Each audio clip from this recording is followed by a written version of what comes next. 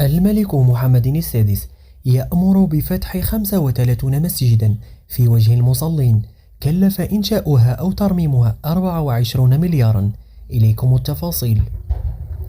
أمر الملك محمد السادس بفتح المساجد التي شيدت أو أعيد بناؤها أو تم ترميمها من طرف وزارة الأوقاف والشؤون الإسلامية.